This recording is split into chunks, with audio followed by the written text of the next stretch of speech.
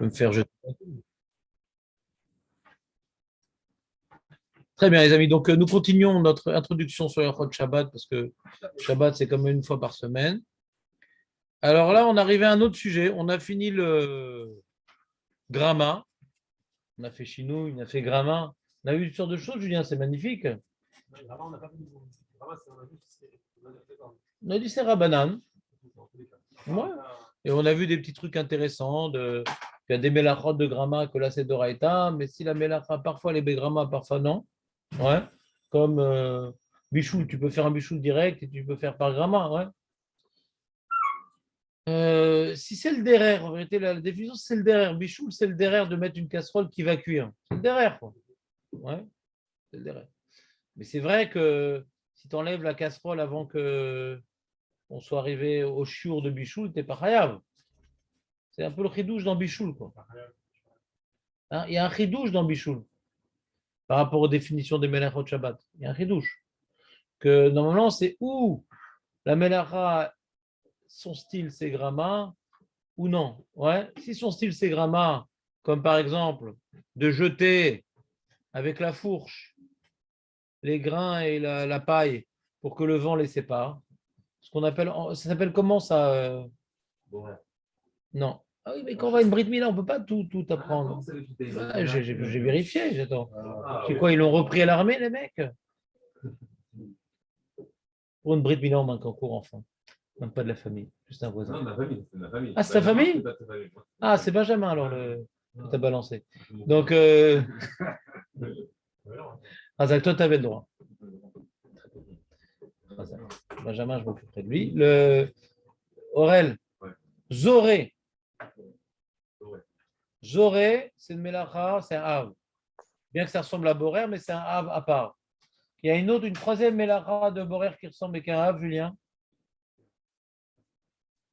Dance.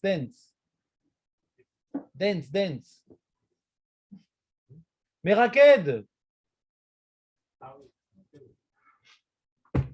Boré, Zoré ou Meraked. Bien que les trois, c'est la même logique, c'est séparer le bon du mauvais, ou le mauvais du bon. Ouais. Les trois, c'est la même logique. Comme ces trois mélachot bien distinctes dans l'élaboration du Mishkan et dans le travail agricole, c'est trois avot. Tu as fait les trois, tu as trois tratat. Alors que c'est la même logique. C'est un hidouche.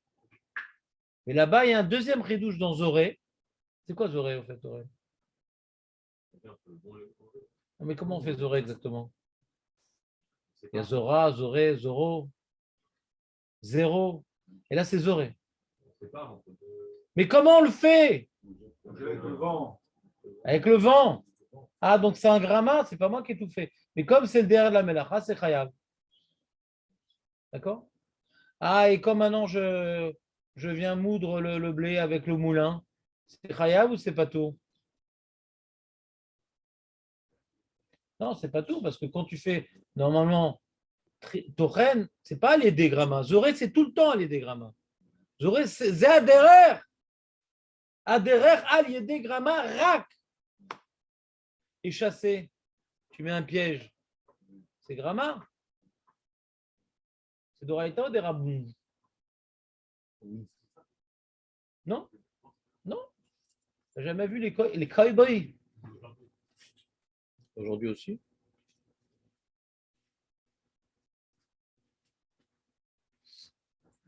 De ce qu'on a dit de chasser, que gramma c'est chayav, c'est quand maintenant tu têtes des chiens.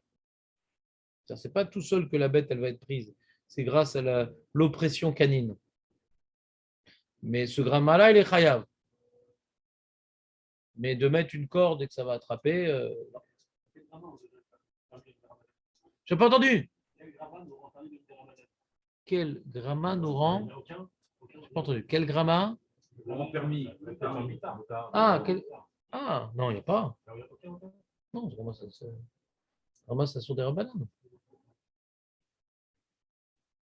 Pourquoi t'aimes bien les trucs moutards?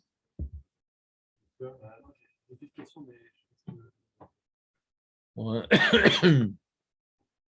Ouais, il te dit là, certains permettent d'effectuer un interdit d'ordre rabbinique par voie détournée.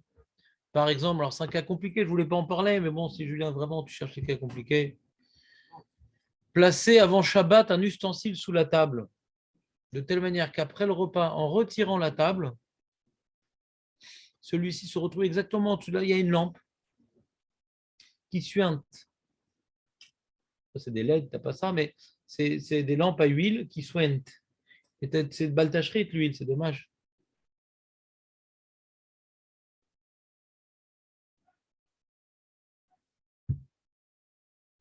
C'est un peu compliqué, hein. Je vais vous envoyer, il faut que je vous rentre dans. Mais va-t-elle, ouais, non, je vais vous envoyer. J'ai plein d'acdamotes à vous dire. Elle va sur la table. Parce que là, c'est Mevatel, non, c'est Mevatel Keli Mechano, donc ça est sur des Rabbanan, et là, c'est Vegrama. Mais déjà, Mevatel Keli Mechano, c'est un Chidouche. C'est un cas très particulier. Il y a des cas très, très particuliers où Grama, c'est Moutard, quand c'est un Issour des Rabbanan. Quand c'est un Grama sur un Issour des Rabbanan. Mais c'est que le Issour des Rabbanan lui-même, c'est déjà une Khumra. Bon, c'est. En général, ce que vous devez. Pour ça que je ne vais pas en parler. Grama, ça ne permet rien. Ça reste à sourd. Mais il y a des cas très particuliers sur des Issourim particuliers que on peut s'en sortir. Mais c'est vrai que des fois, quand c'est une marloquette et que c'est des rabbanan, ils disent, mais comme c'est gramma, on peut être méken.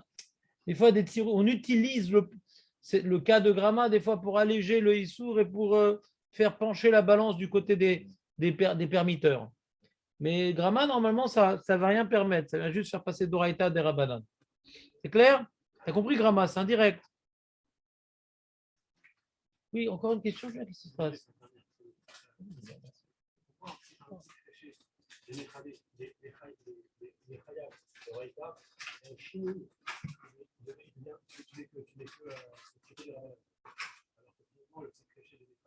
Pourquoi un chinouille? Pourquoi un chinouille c'est des rabbanan?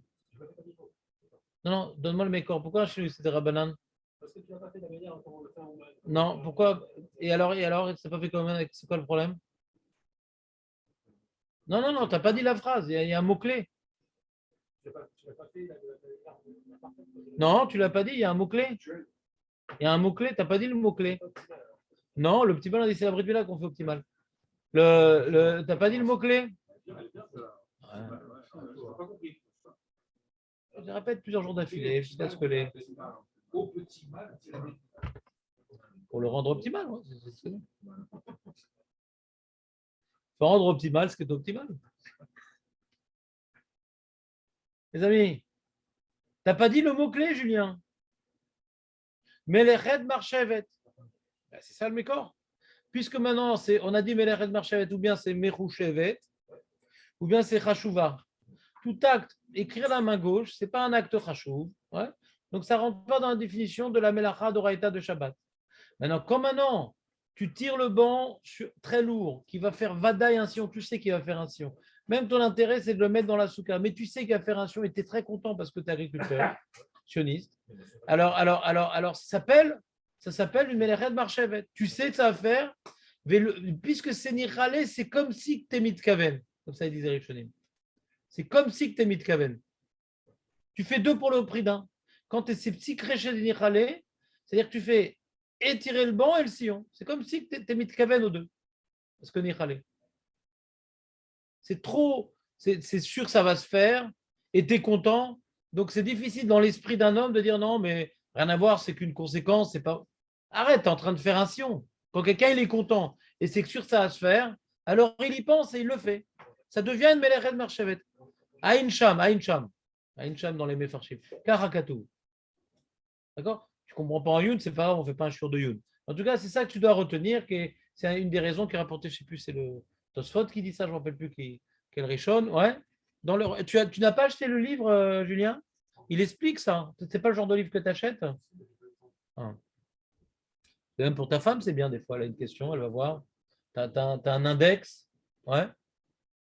Quand des fois, on te pose des questions, tu dis pouce, on dit va voir l'index. Ça, tu claques des doigts. Ouais. Moi, je ne l'ai pas fait en français. Ah non, impossible de faire en français en bas. C'est pour les avoir écrits en bas. C'est ce que je vous explique en bas. Mais lui, il a fait la lara pour les Français. Et c'est du Youn en bas. Et c'est très, très katsar. Même pour un avoir, c'est très, très katsar. C'est des clins d'œil, quoi. Donc, toi qui as un petit peu étudié, alors tu vois de quoi il parle. Mais s'il avait voulu faire en français, ça aurait pris 3 pages, 5 lignes. Non, il a eu entièrement raison du début jusqu'à la fin. C'est un travail fondamental. Je ne connais pas, même en ivrite, pratiquement un livre aussi. Mais je ne sais pas s'il réalise qu'il a fait un monument, le Rav lui-même, tellement il est un ave. Marseille. Je prenais l'avion avec lui, je voyais tout le temps, il était dans son truc, il écrivait. Non, je ne comprends pas comment on peut faire un trait comme ça, en ayant une responsabilité comme Rav Meloul. Il est Dayan de Marseille, donc c'est un boulot monstrueux. Pour écrire un bouquin comme ça, je sais pas, tu n'imagines pas c'est quoi le travail. 5 livres, hein. Non, mais il a écrit aussi sur Pessar, il a écrit aussi sur Cacheroute, il a écrit sur Juif. Non, mais sur Avelout, une partie il a très bien français. Puis c'est un très très bon français. Je ne sais pas comment on peut faire un truc pareil, quoi. Je ne sais pas s'il dort, il vit, il mange, je ne sais pas ce qu'il fait. Non, je ne comprends pas. Hein. Moi, j'ai écrit un petit peu des livres, je vois le temps que ça prend. C'est un truc comme ça colossal, avec des notes en bas bien précises, surtout les acharonim, les... Je Il est 15 jours à Marseille pour. Je sais pas comment. Je suis impressionné. Hein. Pour traiter tous les cas de la communauté. Hein. C'est pas un rave ragil, Ouais. ou le ragil. C'est un monument. C'est le rave de ma femme en plus. Parce que quand il était jeune, il donnait des cours d'alacha au séminaire de Nerlitz. J'adore comment il rend les choses simples, c'est incroyable. Ah, t'as écouté, c'est cool. Ouais, je vais à Marseille, chaque fois qu'il venait, j'allais le voir. Le Shabbat, c'était des. Alors, il dit, c'est dans la note 26, ça. Où est-ce qu'il dit ça? 47, la note, non? Une seconde. L'histoire de la lampe. Voilà, c'est qui dit ça? Ah, Mishnah carrément, il dit ça, Julien. Mishnah Shinyutret Sefkatan, Kufnuntet, et Psykréché. Ouais, donc Psykréché de Nichale, c'est Melechet Marcheveti. Mishnah il doit rapporter ça de Sfarim. Ouais. Le Mishnah il le dit Mefourash. Et lui, il dit va voir le Kobet Shurim, donc tout vote. Kobet Shurim, donc tout vote. Ouais, là-bas, ouais. Donc, il y a Tsuga de Psykréché là-bas. Par rapport à. Il y a un mec, il a un bouton avec du pu. Ouais. Et il veut gratter, mais c'est Psykréché que ça fasse un. Il y a une Tsuga là-bas de Psykréché, donc tout vote. Et là-bas, il y a le Rav Elchanan Wasserman qui développe le sujet, qui t'intéresse là. Que ça s'appelle Melechet Marchevet. On l'avait dit en cours. C'est ça le chidouche ici. Donc ça répond complètement à ta question, sauf qu'en Youn, tu n'as pas bien compris, mais en tout cas, tu as une réponse. Ouais. Très très bien. Donc ça, on a vu Gramma. Et le truc qu'on devait faire maintenant, c'est voilà, Shnaim chez Assou.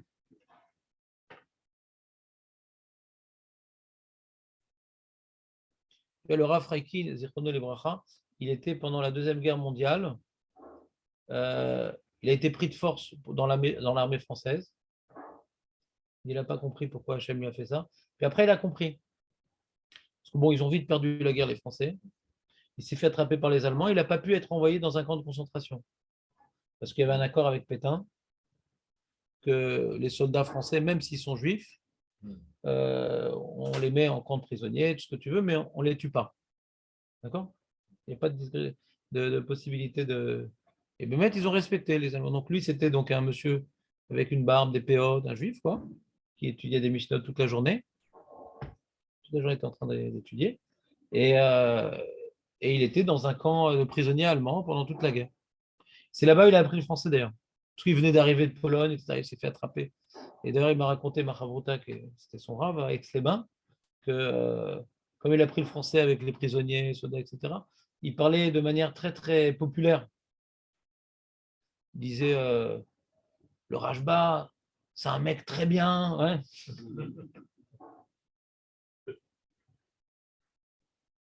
Et il parlait vraiment de manière très, très populaire. Quoi. Et même des fois, des grands mots, il ne savait même pas. C'est comme ça qu'il a appris. Quoi. Avec des paysans, il a appris le français. Quoi. Et lui, donc, pendant Shabbat, il devait travailler pour les Allemands, quoi, comme prisonnier. Alors, il a appliqué tout ce qu'on est en train de voir. Ouais. Il y avait des choses qui n'étaient pas lourdes. Il demandait à un ami prisonnier de l'aider à porter. Comme c'est quelque chose qu'on porte à une personne, ouais.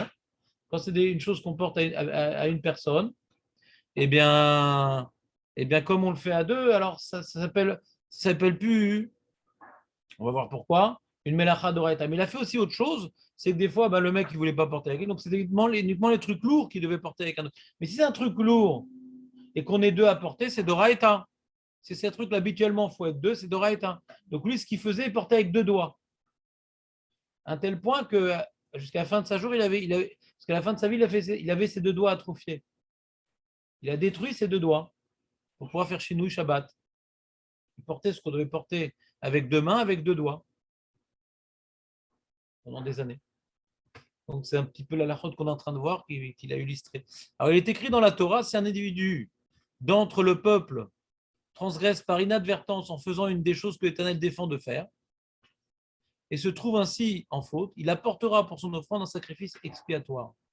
Puisqu'il est écrit Ish, au singulier, de l'emploi du singulier dans ce verset, nos sages en ont déduit que si deux individus effectuent ensemble une mélacha ordinairement réalisée par une seule personne, aucun d'eux n'aura commis un acte interdit par la Torah. Chacun d'eux aura néanmoins enfreint une interdiction d'ordre rabbinique. C'est magnifique ce truc-là. Hein, parce qu'on fait, il y a marqué comme ça, Mi'amaretz Be'asota. Ouais. On est d'orège donc du passouk dans Vaïkra, Perek Dalet. Mais pourquoi ça sur des rabbanan? Il dit le Ran. Parce que Mipne chez Marchil, Bekar et Travero. C'est un peu un problème de. Chacun, grâce à l'autre, il fait un peu une faute, c'est-à-dire, c'est un acte de faute, ouais. Et que. Puisqu'il n'a pas fait une melacha shlema chacun, mais c'est grâce à l'autre qu'il a fait la melacha. Alors, ça sur des rabbanan, mais pas d'oraita. Alors, en Youn, Stam, c'est intéressant ce truc-là. En Youn, moi aujourd'hui, c'est pas une melacha de marchevet, parce que professionnellement, on ne fait pas ça à deux. Et c'est marrant que dans ce cas-là, hein, la Gemara, elle rapporte un passouk précis, ouais. Mais Amaharet, Basota, ouais. Moi, j'aurais dit Stam, c'est pas melacha de marchevet, quoi. C'est pas professionnel. En Russie, on faisait comme ça. En Russie, sous les communistes, quand on voulait dévisser une ampoule, ouais, alors on mettait quelqu'un sur une table, il tenait l'ampoule et deux autres, ils tournaient la table. En Russie, c'était professionnel d'utiliser plusieurs personnes pour faire. Ils n'avaient pas de travail et ils devaient bosser. Qu'est-ce qu'ils fassent? Mais normalement, comme maintenant, c'est pas communiste, c'est capitaliste, une seule personne va. Si on est deux personnes à démonter l'ampoule, on comprend que c'est pas. On aurait pu appeler ça un chinouille, quoi, quelque part. C'est manienne. Il y a une écouda de Youn que je ne vais pas développer, juste pour vous éveiller à la question. Moi, je me serais suffi d'idée de chinouille, de pas professionnel. Ouais. Je n'aurais pas besoin de rapporter un passou qui précise une personne et pas deux. Surtout que une personne et pas deux, ce n'est pas vrai. Parce que tu vois qu'il y a des cas où où quand c'est deux personnes et qu'il y en a besoin de deux personnes, tu vois bien que c'est khayab. Donc, ce n'est même pas une xératakatou, une personne et pas deux. Ça dépend de l'habitude. Donc, si ça dépend de l'habitude, c'est chinouille, mais zéou. Donc, c'est Méranienne. C'est dans Vaïkra, Dalet, Kavzaïn. Dakaz, ça s'appelle Dakaz. Vaï Dakaz. C'est du russe. Je vais expliquer le Vaï Dakaz.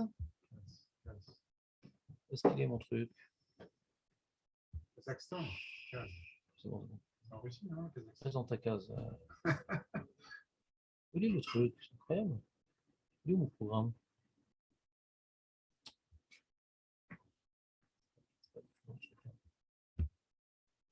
On va voir. C'est pas vrai.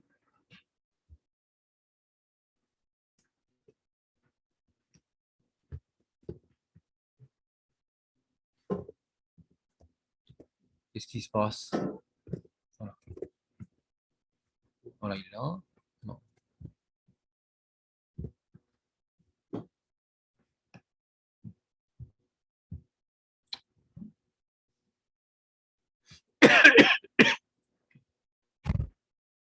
Ah, merci. Merci beaucoup.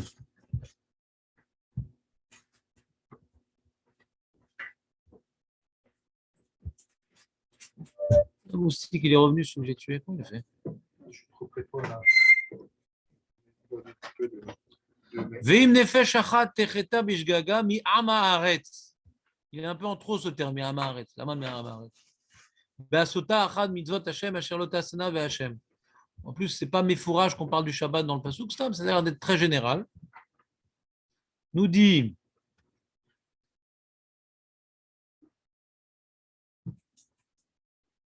Onkelos, il ne vient pas.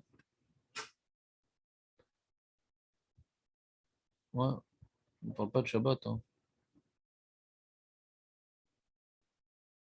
J'ai l'impression que c'est Nasmartin. Hein. Moi, j'aurais dit que c'est Nasmartin. Hein. Trop de questions sur ce truc-là.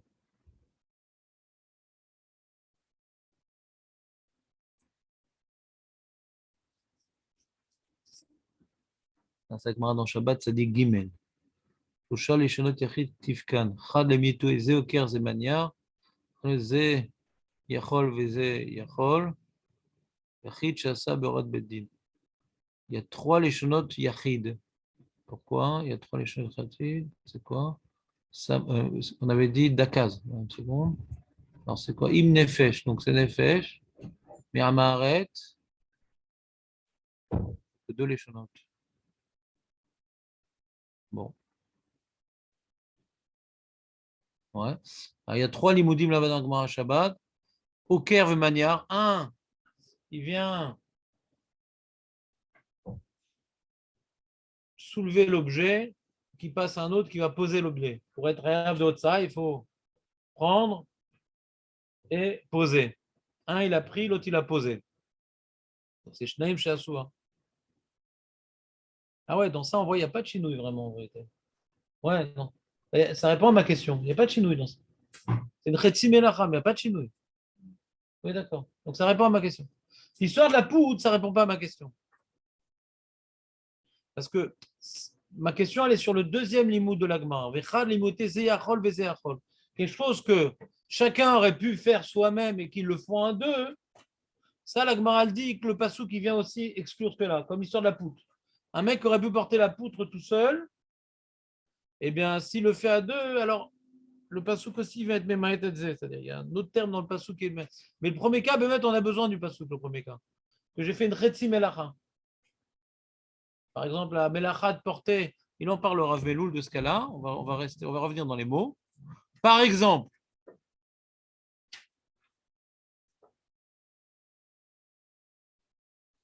deux individus qui écrivent en tenant ensemble un stylo feutre.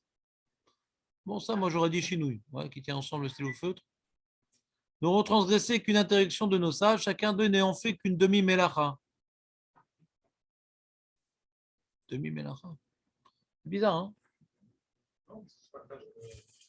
C'est pas une demi-mélacha. Ça. On va pas appeler ça une demi-mélacha. Ils ont fait une mélacha à deux, mais c'est pas une demi-mélacha. Au Caire, d'une manière, je comprends que c'est une demi-mélacha. Et là, de même, s'ils ont appuyé conjointement sur l'interrupteur d'allumage, chacun d'eux est patour. Ce n'est pas le cas s'ils transportent ensemble une table très lourde dans un domaine public. Ils sont alors tous les deux passifs de. Ouais, ils sont chayav. Voilà. De ça, puisqu'un meuble de cette taille est généralement déplacé à deux. Ouais. Ouais. C'est un des exemples. Si on a fait à deux avec un interrupteur, on fait une histoire des rabbins. Voilà. Je me rappelle, quand j'étais en France avant de venir en Israël, il y avait il m'avait fait porter un truc à deux, le mec. Un bal chouva comme ça, il ne connaissait pas la lacha, et c'était sur des rabananes. Ouais. Il dit à deux, on a le droit. On n'a pas le droit, c'est sur des rabananes. Il fait porter ces trucs à deux, le mec.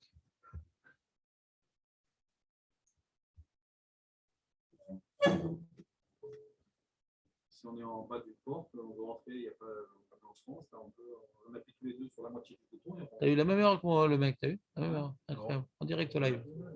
On a le droit. Des rabananes, c'est assourd. Ah, donc des rabbins, c'est pas grave, c'est mes copains les rabbins. Je connais un à Marseille, je connais un à Bnébrac, on s'arrange, un peu de pot de vin, des rabbananes, on est tranquille. Il pleut, et ben ça s'appelle être. Tu ne seras pas au sec, Batora, ce jour-là, c'est tout. Et 11h, je vais rentrer chez moi.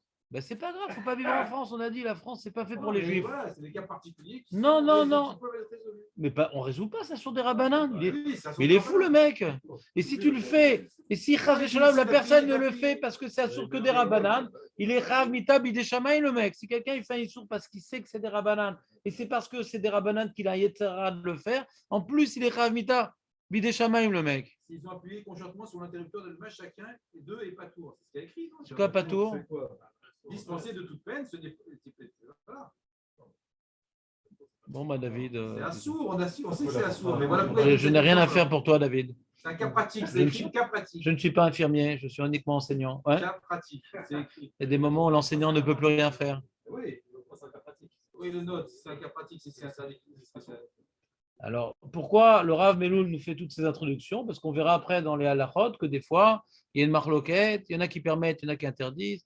Mais comme c'est en plus gramma, et c'est en plus chinou, et c'est en plus deux personnes, nanana. Alors, des fois, il y en a qui permettent, mais pour vraiment faire, comment dirais-je, peser la balance du côté complètement de la permission, alors, gramma, shnaim sheasua, chinou, ouais, ces trucs-là peuvent ajouter pour permettre complètement. Ouais. Mais s'il n'y a que ce paramètre-là, ça assourd. Donc le mec, il est fatigué, il pleut, il a froid, ça assourd. Ça assourd. Il n'a qu'à vivre. Si déjà il est en France, qu'il aille à Cannes, il aura moins froid. Ouais. Voilà, à Cannes. Very nice. T'as compris, David, ou presque? Bah, ne viens pas. Parce que là, on est dans les introductions.